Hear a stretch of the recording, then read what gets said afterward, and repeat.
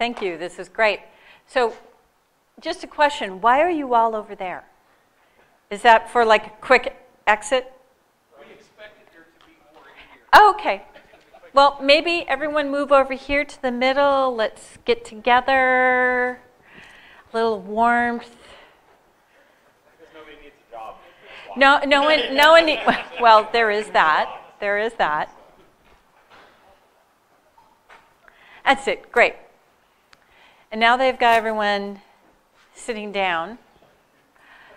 We're the last session of the day. How many of you are tired? Okay. Let's stand up. Stand up. Are you going to make us run around the building? No, I'm not. So in one of the presentations I do, I talk about the lion's breath. So how many of you do yoga or any kind of martial arts? Okay. So this is going to sound really awful on the microphone. But this is a really great thing when you're sitting in front of your terminal and you're really frustrated, or you're sitting in traffic and you're really frustrated and you want to scare the person in front of you that's slowing down. So this is what it's going to look like. You're going to take a deep breath in. Okay. 1, 2, 3. Oh, come on, that was pathetic. 1, 2, 3. Okay, notice all the tension in your neck and your jaw sort of release? Okay, now you can sit down. Now they basically blew out the eardrums of the AV guy. This is great. So some of you know me. I've been in the community for a bit, maybe about 10 years. And the way that I do marketing, I'm a chief marketing officer. The way I do marketing is I do ground intel. I don't look at sort of ads or anything like that. I get down on the ground and I really talk to people who are experiencing some challenges. And I noticed about 10 years ago, all of my customers who were looking for people in information security were saying, we can't find people. And then I was going to several of the conferences and volunteering and working alongside of people, and I was hearing people say, I've been in this industry 25 years and I can't find a job. What? Wait a minute. Or other people, yeah, I just got, my CISP, I don't know what to do, I can't find a job. And I'm like, okay, there's this communication problem. If there are so many people who can't find a job, and all of these companies who can't find candidates, there is this gap. And yes, I know we've talked about the gap, but the gap really talks about these vacancies. They really don't go to why the candidates are having difficulty finding a job. So we did 2 surveys last year. One survey was basically asking candidates, how do you try to find a job? What are the things that you do? And let's see if maybe we can find the root of that problem. The other survey we did, which was looking at community volunteering. Because one of the things that I was noticing in the community was I would be working alongside someone and they would be sort of a desk manager. And then the next year when we would get together in Vegas, they were promoted. And then they kept getting promoted. And that same correlation of their progression within community volunteering was mirroring their career development. I was wondering, is this one way that people are learning more professional development by doing community volunteering? So that was the second survey we did.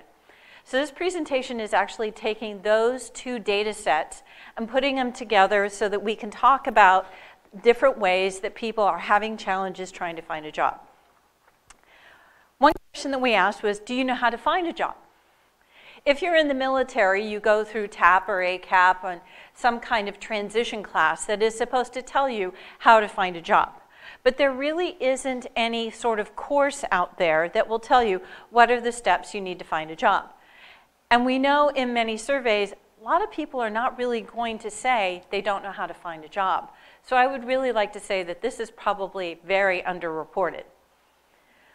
We asked people, what were the strategies? These are the candidates. What did they use to find out? So if they knew that they were going to be laid off or they were really frustrated and they wanted to just sort of like flame out, what were they going to do to find their next job? So they were going to ask their friends.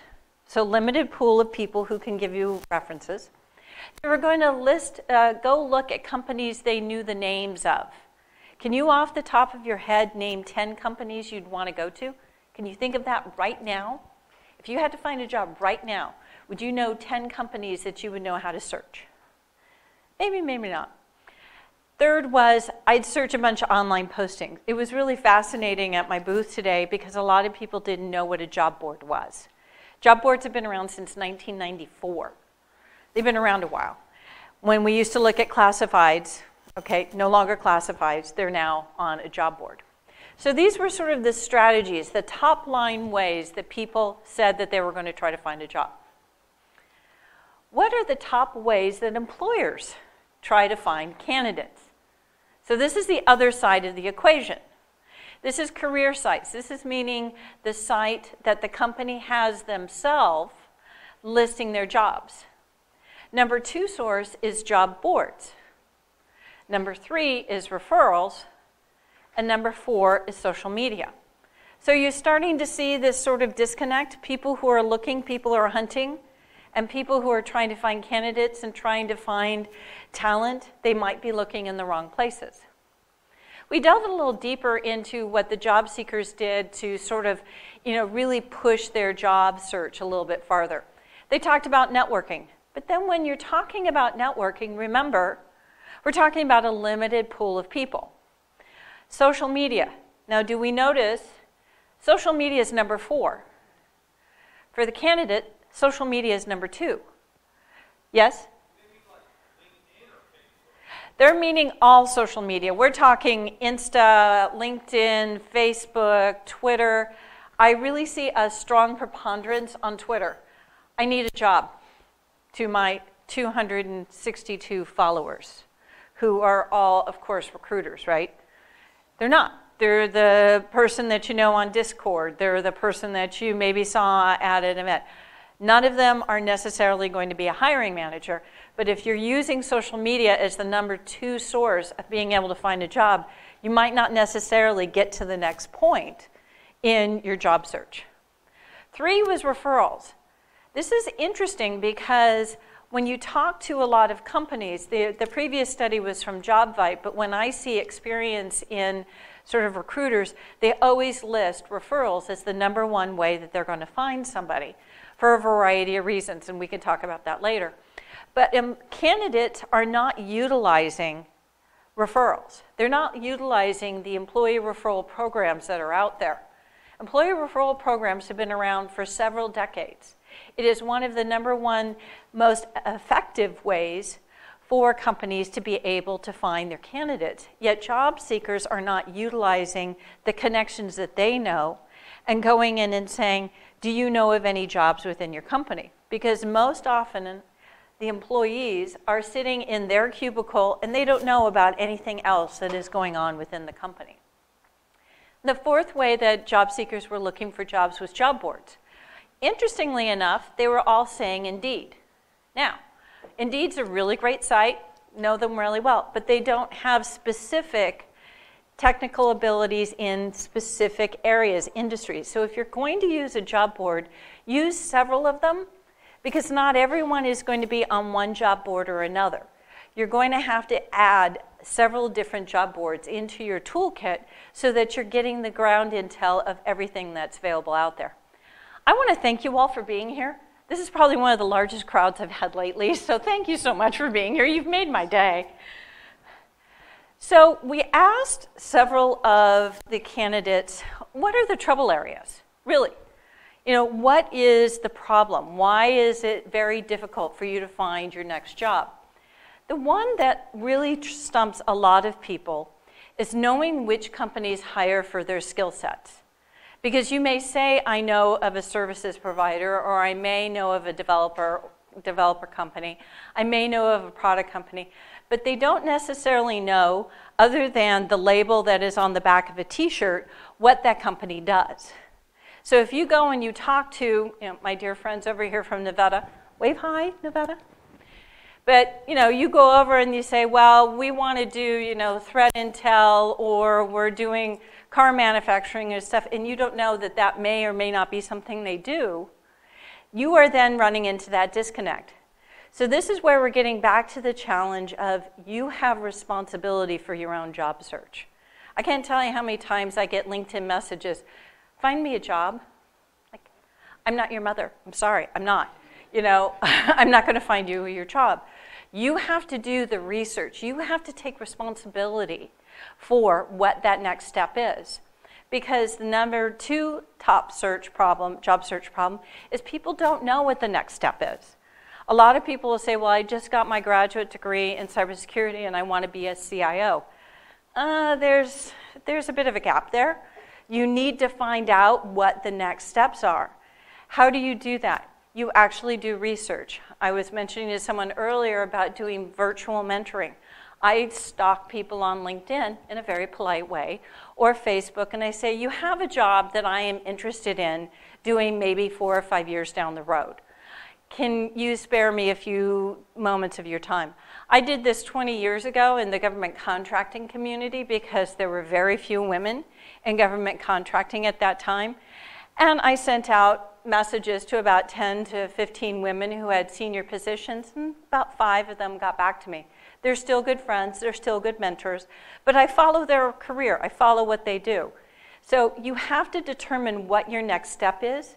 It is not the job of the recruiter to tell you what your next step is in your career. They can give you some options, they can give you some ideas, but you need to go to them and say, I eventually want to get here. Is this job going to give me the opportunities and the experience to be able to get there? And you're really going to have to be prepared to ask those questions during the interview. Because if all you're doing is moving from one job to the next and all you're doing is changing address and not gaining more experience, you're not doing that career progression that is your responsibility. And third, I find this fascinating. We have a network of people who will tell us a really great restaurant. We will have a network of people who will tell us where to go on vacation. We will have a network of people who will tell us what kind of car we might want to buy next. But our careers are so important to us, but yet we don't have a network of recruiters that we can tap into to say, I'm looking for my next job. The only time that people tend to talk to recruiters is when they're desperate to find their next job. Right, guys? Right. So it's really important to start to understand that if you're going to want to have a network of people to help you in your next stage of your career, you might want to start cultivating relationships with recruiters. Now, how do you do that? Okay, you're going to be doing interviews, phone interviews. You might be talking to someone, and it might not work. You might not have the skills that they need for that particular job. But you had a really great conversation. You really hit it off with that person. Now, if it was a different situation, if that person was not a recruiter and that was just someone that was sitting next to you at a bar, you probably would keep in touch. You probably would grab a beer. You would probably develop some kind of relationship. Why are you not doing that with recruiters? If you're having a really great phone interview with somebody and, hey, it's just not going to work, ask them if you can connect with them on LinkedIn. Ask if you can check in with them. I am willing to bet that if you said, hey, I've got these skill sets, but it doesn't look like this job is going to work for me, but can I keep in touch? I can tell you pretty much 99% of the recruiters I know would be very happy to keep in touch with you. So looking at the skills and looking at the tools that people need, and some of you know I've been talking all day, we never look at our toolkit. We think that a job is going to miraculously appear when we need it. We seem to have this expectation that we don't have to work and develop our skills. We have to develop our skills as far as certifications and languages that we need to learn, but those same skills that we need to develop our career and look for the next job, we don't tend to work on them until when we desperately need a job. And we all know what happens to that kind of work that we do when we're desperate to do something. We don't do a very good job. So the first thing, what does your resume look like? I do a lot of resume review in this community. Please, if you're going to ask someone for resume review help, be sure it is someone who actually has a recruiting background. I really appreciate that colleagues are going to tell you, hey, this looks great. But they're going to look at it from their lens, from being your friend. They are not going to look at it from the lens of someone who has to screen the candidates that come through. So definitely talk to someone who has recruiting or staffing background so that they can say, this is great, but it's not going to get past step one.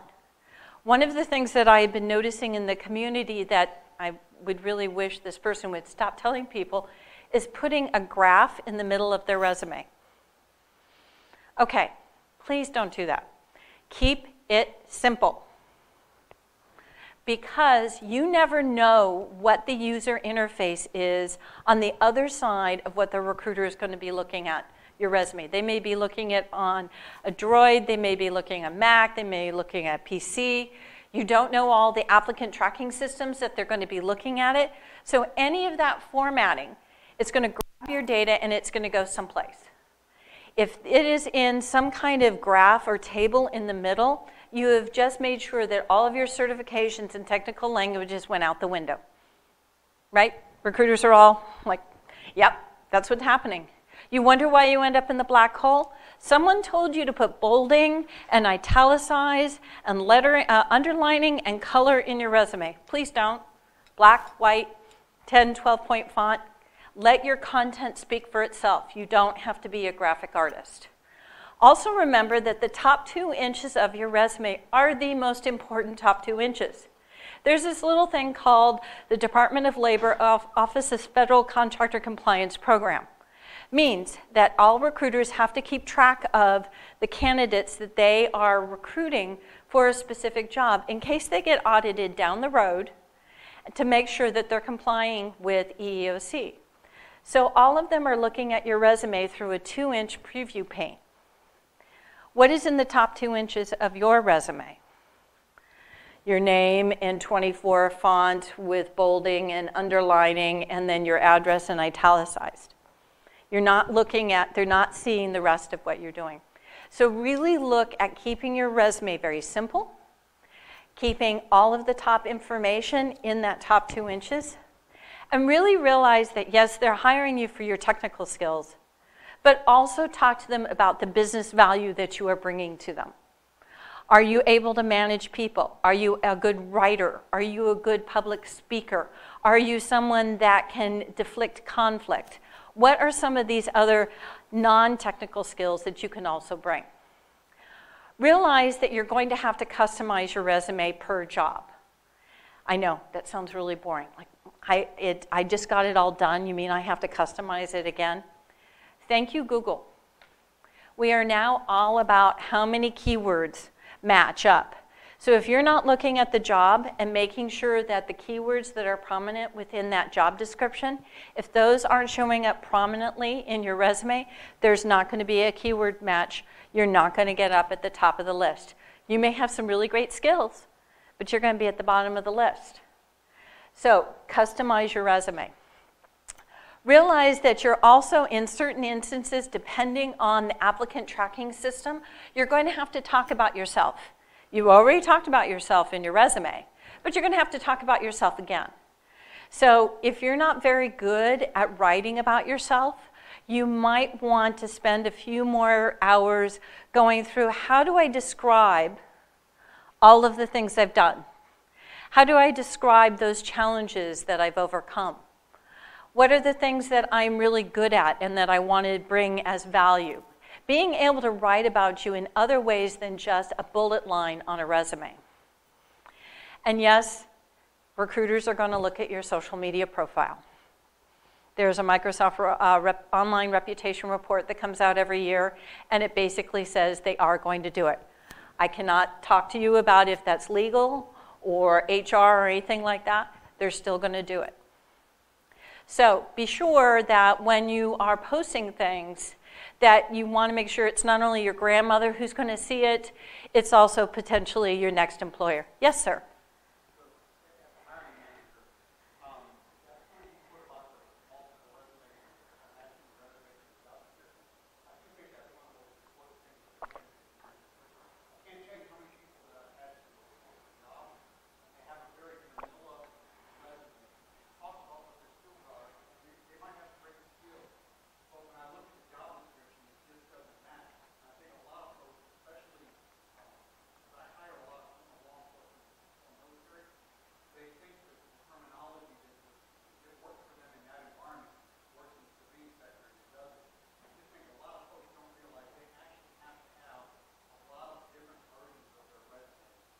So it is customizing your resume. On any job board, you can actually post various different resumes in your folder and you can apply with those. People are like, well, how do I customize it? What are the different things I do? My recommendation is when you have an objective, or excuse me, not an objective, your skills that you list out or the things that you're really great at, the top 3 bullet points are your strongest assets. Your technical ability, your business ability, what are the strong things that you're really known for? And then the bottom 2 bullet points, those are customized to the job that you're applying for. And making sure that any time that you go through any of your experience, that you make sure that you're including at least one of your bullet points in one of your jobs that you previously did that applies to the job that you're applying for. You had a question, ma'am?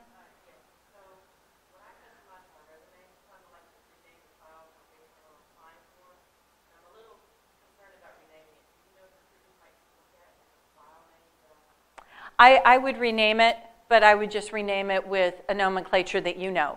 So Kathleen Smith A1, Kathleen Smith A3, something like that.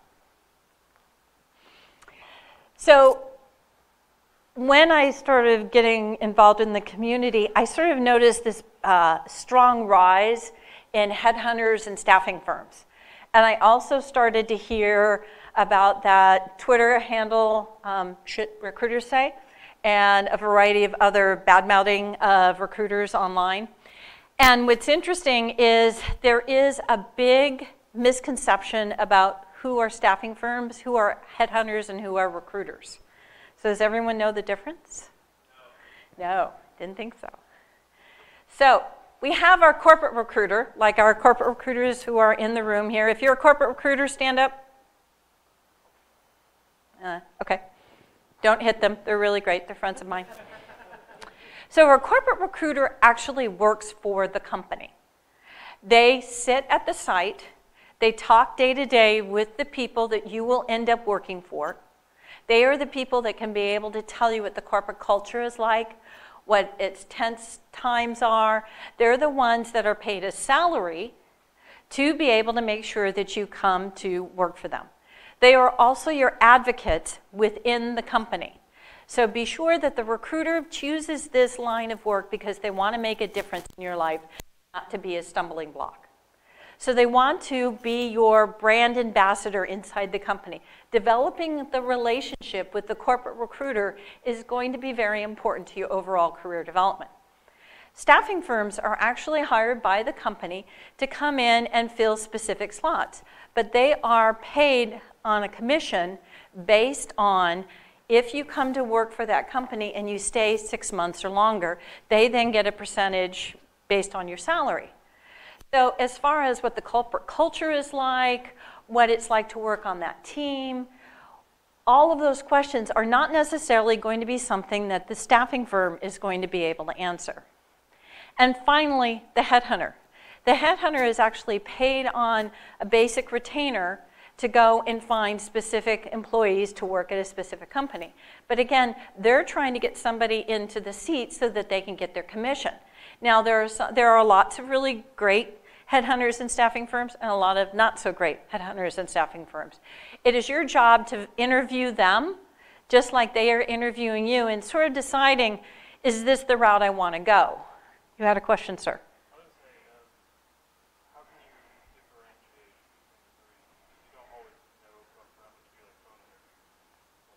Great question. How do you differentiate between them? You, one, ask them. Two, if they have an email address that's not coming from that company, that's another one. There's only one instance in 18 years that I know of a corporate recruiter who did not have an email address that went back to the company. The other is looking at their LinkedIn profile. I mean, really do the research on the recruiter that you're going to be talking to. If they were a Tupperware salesperson 6 months ago and they're now a recruiter, they might not have the experience depth within the security field to answer your questions or make you feel comfortable with doing that. But back to what I was saying earlier is that not a lot of people build a network of recruiters. So I would say make it your goal by the end of 2020 to have at least 3 to 5 recruiters that you've met at a con, that you've talked to on the phone, and that maybe you even had a beer with at Hacker Summer Camp or something like that. Because I can tell you the recruiters, if they don't have a job for you, they actually more than likely know somebody who might. Because recruiters have their own network as well. And they like helping each other. But also recruiters, like most of us, change jobs. They may not have been able to hire you at the first company. They move to a second company and all of a sudden, my God, I know the perfect person for this role. I interviewed him 6 months ago.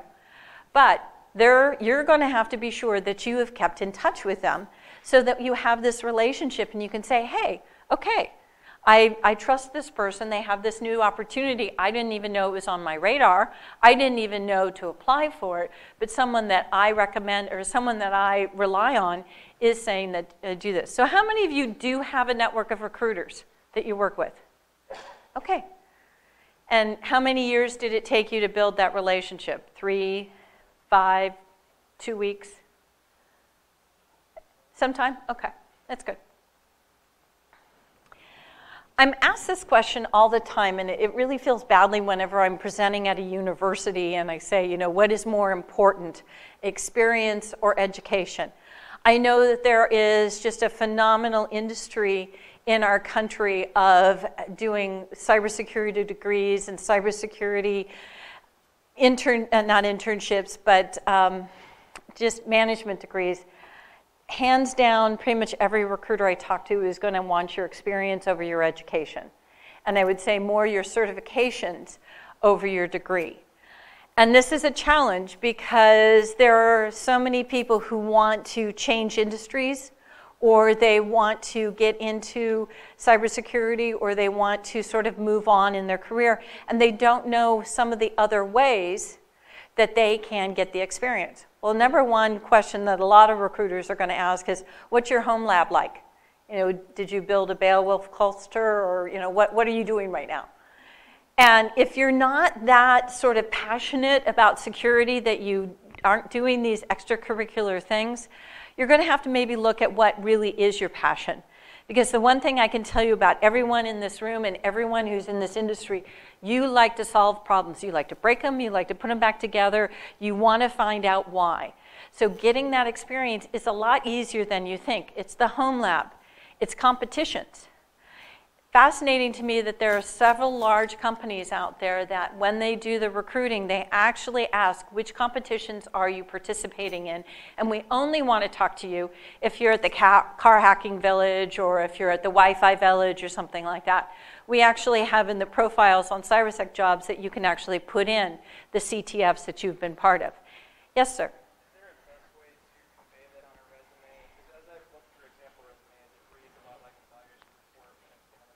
Right.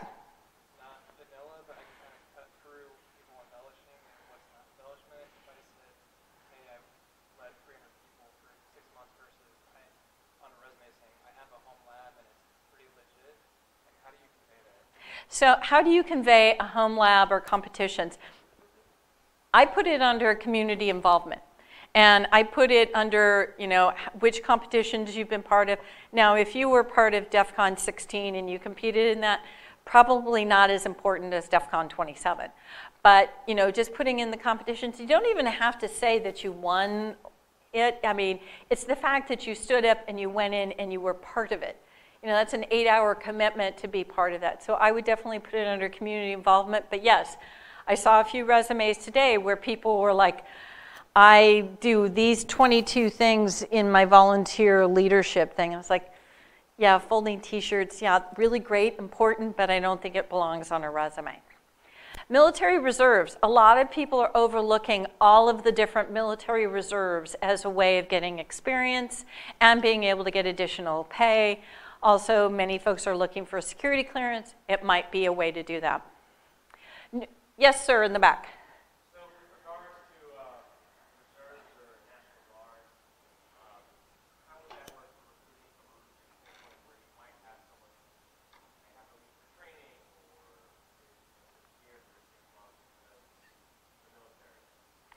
So I frequently give these presentations inside certain agencies, and I say there are things that I know for sure and things I don't. I know for sure that we have laws that protect our military and our reservists. Is it complied with? You know, I would say be sure you're asking that question throughout the entire interview process. Be sure that is the first question that you're asking in the phone interview, that you're asking about it in every face-to-face interview, and that you're asking about it during your final letter of employment, so that there is a definite understanding that this is something that is part of your professional development and is something that you're going to require them to uphold. Now, I'm right now being asked to advise on a case where that's not being the case, and I'm like, look, I'm not an expert on it. I just know the best practice that I recommend job seekers do. A lot of people are not interested in looking at new opportunities that may look like they're at a lower level. And I'm really saddened by this, because I know that I've, in my several decade career, have actually taken 2 jobs at lower levels that led me to opportunities that took me to the moon. So be sure that you realize our security community cuts across everything: consumer products, finance, healthcare, the energy grid, transportation. There are so many different opportunities in so many places where they don't have as well-defined career tracks as they may have at some of the larger cybersecurity services companies. But you're going to get an opportunity to be on the ground level, to be able to work with the regulations, work with the compliance, be able to create a team from scratch. So looking at those opportunities is a way of expanding yourself, not only from a technical standpoint, but also from a non-technical standpoint. I'm going to skip over that. So showing up in the community, as I said, we had a separate survey that we did, and this was sort of like my pet project, because I was like, I'm looking at all these phenomenal volunteers that put on B-sides. All of these phenomenal volunteers have put on DEF CON, put on a variety of conferences throughout the country. I actually have been part of the healthcare industry and the recruiting community, and I can tell you, in those communities, there are not as many volunteer-run organizations or conferences out there. This is something that is unique to this industry, to have so many people who give their time to their work, to their family, and then on top of it, like me, get on conference calls at 9 o'clock at night until 5 a.m. in the morning to be able to get that con running in August. So this is fascinating, and it's a great resource.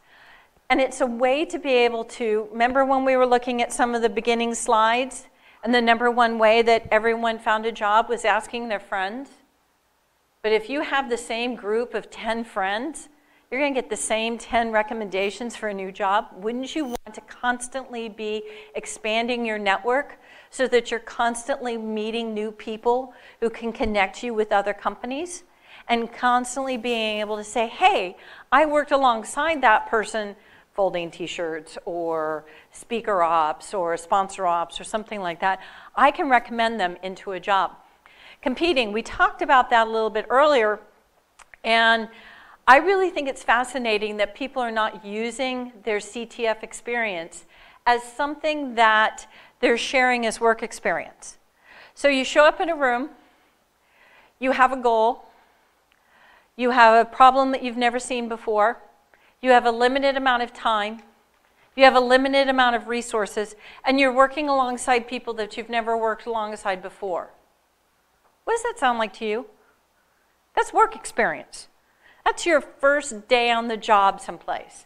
So if you're doing 10 to 12 different competitions a year, you have now just set up yourself for 10 to 12 different work job experiences that you can talk about in a resume, you can talk about in your LinkedIn, and you can talk about in an interview. But there's one thing. We do competitions, we run out the door, we high five, we have a beer, and that's it. Do me a favor. The next time you're in a competition, sit down for about 10 minutes in the corner of the room, write down what the problem was, what you learned, what you failed at, who dropped their pack, who picked it up. Make sure you're doing a sit rep of what happened during that competition. Keep that in your journal so that the next time you need to talk about something in a phone interview or in a face-to-face interview, and they're going to say, so what did you fail at? Well, you're not necessarily going to want to share that you failed at 2 or 3 different things at your last job. You may be able to then share, well, when I was in this competition, I didn't get the flag because I didn't follow this specific protocol. That made me realize that I needed more training in this specific area. It is also looking at the non-technical skills that you're learning during a competition. Because one of the #1 skills that employers are looking for is the ability to communicate. But we don't really have that opportunity in our present-day workplace because we're communicating with the same people all the time. We're not being challenged with a new experience to talk with people who don't necessarily speak our language. So if you're in a competition, you're having to explain things to new people or having to explain them to new team members, you're actually working on your communication skills, and that's another thing that you want to put in your journal from that competition. Finally, if there is someone on that team that you really enjoyed working with, please connect with them afterwards. Please make sure that you're using that opportunity to expand your network, because you'll never know who's sitting next to you in a competition. Presenting. Presenting is interesting. Everyone thinks it's really easy to get up here. It's not. I can tell you it's not. Nervousness, anxiety, lots of coffee, things like that. But being able to put your thoughts together and being able to present them is a business skill that we all should, in the security community, really work on. Because we are being constantly asked, what is the risk? How can we mitigate this?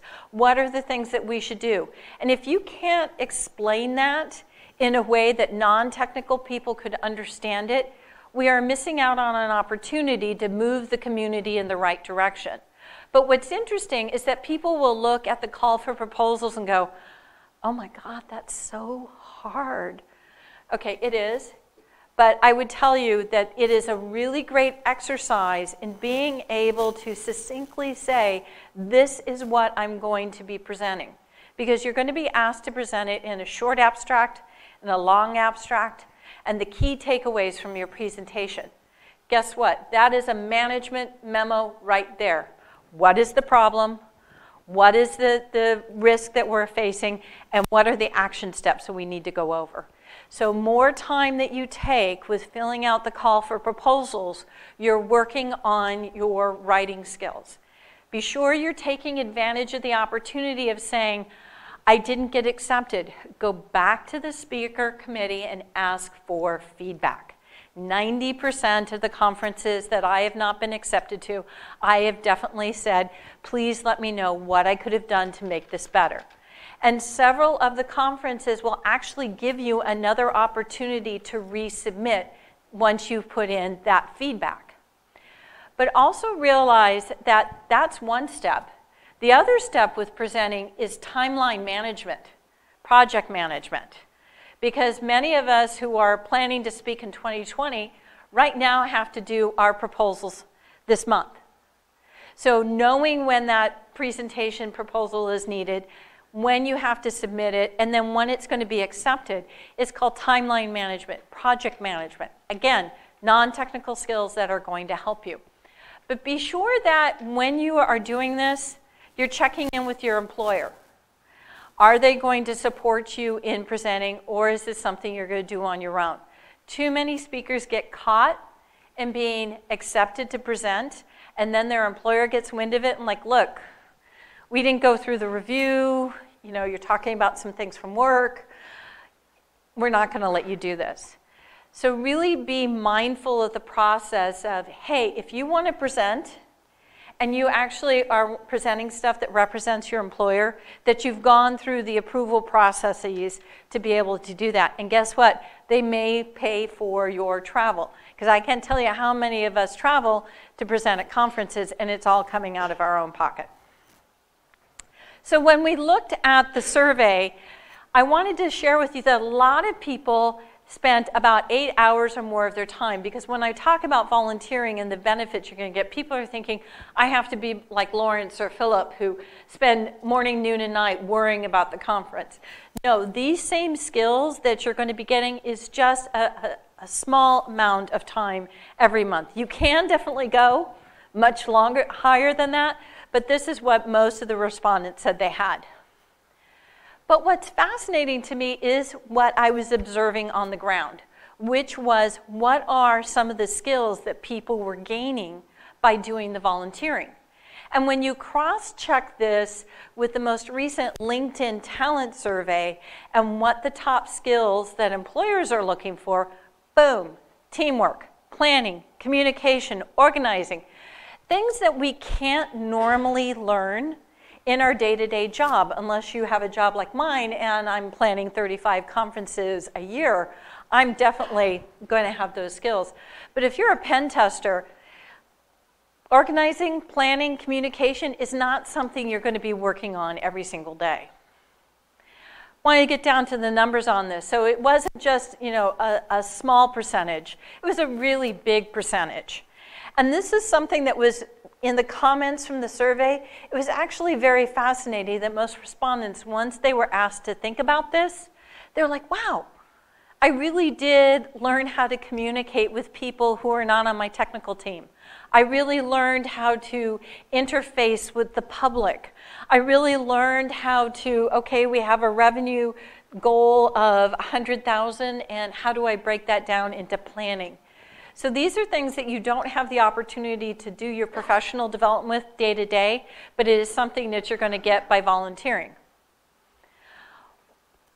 When we go back to those first slides and we talk about how people are finding jobs, people were number one thing that they were saying was networking and talking to their friends. But we all know that making new friends is a little hard. I walked into the speaker dinner last night and I knew no one. I was like, okay, how do I get through this? So working on your networking skills is really great when you go to any kind of volunteer organization. Now, it's not that you're going to like everyone right away. It's not going to be a kumbaya moment. It's really going to be more about, I'm being challenged, and so I'm going to learn how to work with different people. And then I'm going to be able to build relationships with them. And that is one of the ways we all stay young, by building and growing in our communities. A lot of people said, well, I only volunteer the day of event. The same amount of skills were learned by people who just were able to volunteer the day of the event. I can tell you, and those of you who are in the room who are part of B-Sides, how many of you plan to go into work on Monday? I know I don't, because I am just dead tired. So, maybe plan that out. Make sure that the family knows that you're not going to be available on Friday and Saturday, and maybe make sure that your boss knows that following Monday that you might not be as clear-headed as you would like to be. But you still get the same skills volunteering the day of the event. This I loved. So, volunteering is stressful. Anxiety. Are the lanyards going to show up? Are we going to get the t-shirts filled? Somebody's complaining about the temperature. All kinds of things that are outside of your control. It is very stressful. We asked even further. They said it was back stress, neck stress, anxiety, depression. All of the same sort of stressful things that we see over and over. But 98% said that they found volunteering fulfilling. How many things in our day-to-day work life can we say are fulfilling? So while it might be stressful, it means that we're doing something, we're giving back, we're part of our community, and everyone said that, hey, this is so fantastic. I am giving back. I am making a difference in my community. And this was one that I just wanted to make sure that everyone knows. 94% said that they feel like their volunteer work made a positive impact on our industry. We're talking about an industry that is negative. We are talking about stress. We're talking about mental health. We're talking about suicide. We are talking about all kinds of dark things. Yet everyone said working in this community in a volunteer capacity, they were having a positive impact. It was really great to see how many people really felt that they were making a difference by volunteering, by giving those extra hours on top of school and work and family. We went a little bit deeper in the survey, and I really wanted to highlight this, especially to those of you in the room who are employers, but also, employees, to say, you may not need to leave your current employment. You might like where you are. You just want to do more and learn more. And you might want to say, I want to volunteer in the community, but how do I make sure that my employer is walking side by side with me on this? And it was really great to see that so many employers supported the efforts within the community of their employees, being able to go out there and say, hey, we know this makes a difference. So really look at, if you are an employer and you are looking at your retention issues, you might want to take a survey of your company and say, what are the cons that we all go to? What are you guys involved in? How can we work alongside you with that? Do they need sponsorship? Do they need in-kind? Do they need a place to host the event? There are ways that you can get your employer involved, and they can draw on different budgets, retention, HR, program, training and development. There are different ways that they can retain their workforce by making sure that they're supporting their employees who are volunteering in the community.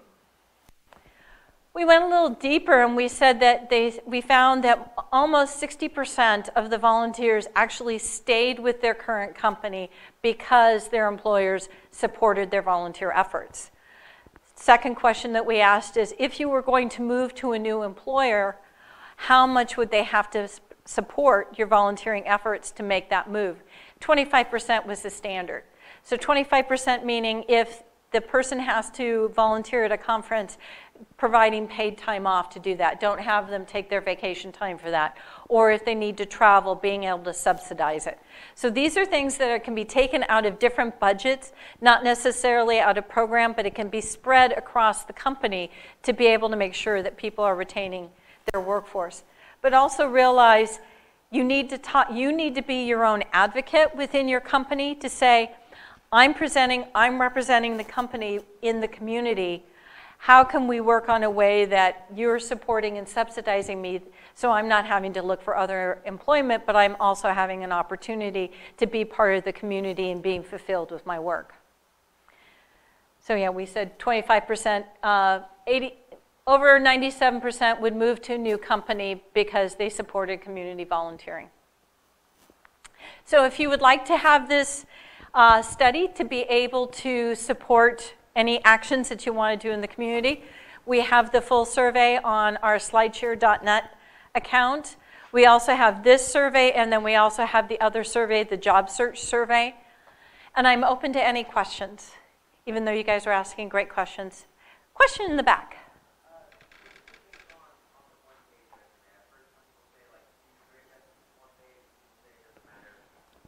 It depends.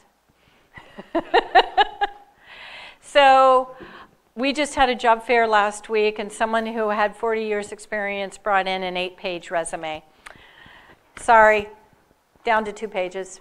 No, unless you're looking for an international job and people are more attuned to CVs versus a resume, no longer than 2 pages.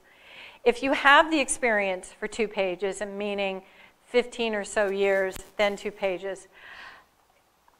Resumes are hard because we're asking ourselves to examine what we've done. And that can get really soul-wrenching. And so a lot of times people start filling it in. I mean, I was looking at resumes at my booth and people were like, created 3 documents. I said, created documentation for security processes? So yeah, okay, please. Let's add value by the line. Let's not try to fill up space. And again, is it conveying the message of what you're going to do? I've had one job for 18 years.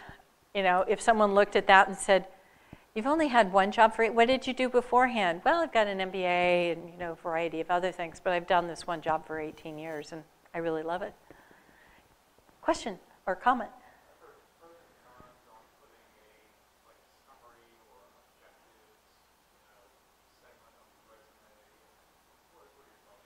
My thought on that, I have a definitive thought on that. Most of the recruiters I know, not pointing my friends over in the room, most recruiters I know don't want to read a paragraph. They just don't. They want to have bullet points that says, these are the 4 or 5 things that I am strongest in and the value that I'm going to bring to you as an employer. If you're desperate to write a paragraph, put it on your LinkedIn profile. And remember, LinkedIn profile above the fold, again, they're not going to read a dissertation. It really bothers me when people cut and paste their resume into the summary section of their LinkedIn profile. Why? None of us read more than 7 words, so why would you make me read 250 to find out that you actually have everything that I need? We need to be our own best advocate. This is why job search is so hard. We're not used to being our own best advocate. People don't know what the next step is in their career. That's your job to figure out. That is your job to figure out what kind of culture you want to work in. Do you want to do cleared work or not do cleared work? Do you want to work at home, not work at home? Do you want to manage teams, not manage teams? Not what you've done, what do you want to do? Once you start figuring that out, then you can start putting together the plan of, okay, I know about this company, I know about that company, I've networked with this recruiter, I can start building the plan. But the biggest challenge that I find for a lot of people is they do it the moment they get the pink notice. Be thinking a year out. If you think a year out from now you're going to be in the same job, maybe ask yourself the question, okay, that's really great, you're going to be in the same job, you're going to be in the same company. What do you need to do to keep it exciting for you, that it still inspires your passion? And that you need to sit down and talk with your manager at your next review, saying, I need to be challenged a little bit more, or you and I are going to be parting company. And it's not like, hey, I'm going to quit if you're not going to give me $25,000 more. It's like, look, I need to do something else. I need to do something different. Or I'll continue doing this, but I want to volunteer in the community. Or I want to start presenting. Or I want to put together a team that's going to go to DEF CON and compete. You need to start laying those plans out. Do your New Year's resolutions now for what you're going to do in 2020 to help your career. I'm Kathleen Smith. Thank you so much.